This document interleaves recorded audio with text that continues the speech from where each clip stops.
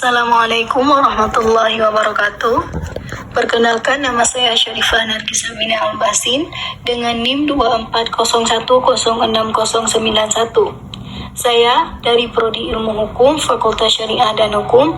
Pada kesempatan kali ini saya akan mempresentasikan PowerPoint saya yang berjudul Perbuatan Percobaan dalam Hukum Pidana. Dalam hukum pidana, seseorang bisa dipidana meskipun kejahatan yang ingin dilakukannya belum selesai. Hal ini dikenal sebagai perbuatan percobaan. Walaupun maksud pelaku belum terlaksana, tindakan yang membahayakan kepentingan hukum tetap bisa dihukum. KUHP Indonesia mengatur percobaan dalam pasal 53 KUHP. Pertama, ada pengertian perbuatan percobaan. Pada dasarnya, peraturan perundang-undangan tidak memberikan definisi tentang tindak pidana percobaan atau pungging. Namun, dalam arti sehari-hari, percobaan diartikan sebagai menuju ke sesuatu hal tetapi tidak sampai kepadanya, atau hendak berbuat sesuatu yang sudah dimulai tetapi tidak selesai. Contoh, misalnya, A bermaksud mencuri dompet B. Saat memasukkan tangan ke dalam tas, A tertangkap. Meskipun belum berhasil mencuri, A tetap bisa dipidana karena sudah memiliki niat untuk mengambil atau mencuri dompet milik B. Ketentuan mengenai pungging diatur dalam KUHP lama yang masih berlaku saat ini dan Undang-Undang Nomor 1 Tahun 2023 yang mulai berlaku penuh pada tahun 2026. Kemudian, selanjutnya ada pandangan hukum tentang pemidanaan percobaan. Terdapat dua pandangan utama. A. Percobaan sebagai delik selesai dan berdiri sendiri. Pendapat ini didukung oleh Moel Jatno dan S.R. Sianturi. Percobaan dianggap sebagai delik yang sudah selesai dan memiliki bentuk sendiri dalam hukum pidana. B. Percobaan sebagai delik yang tidak selesai.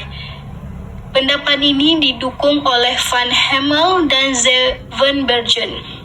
Percobaan tidak dianggap sebagai delik tersendiri, tetapi hanya memperluas jumlah orang yang bisa dipidana.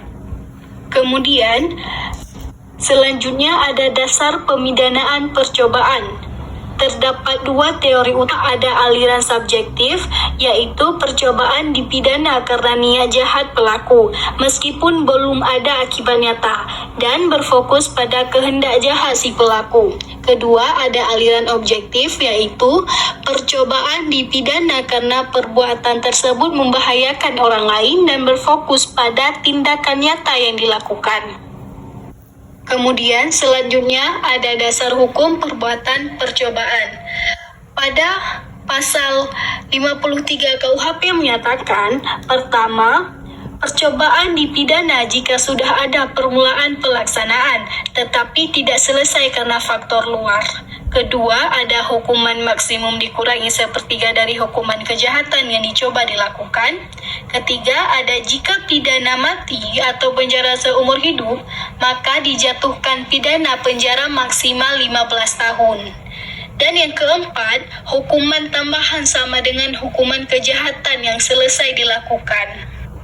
Selanjutnya ada unsur-unsur perbuatan percobaan.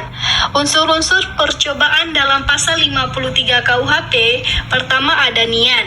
Niat yaitu rencana untuk melakukan kejahatan dalam keadaan tertentu dan mengandung unsur kesengajaan dalam pelaksanaannya. Kedua, ada permulaan pelaksanaan, yaitu niat harus diwujudkan dalam tindakan nyata.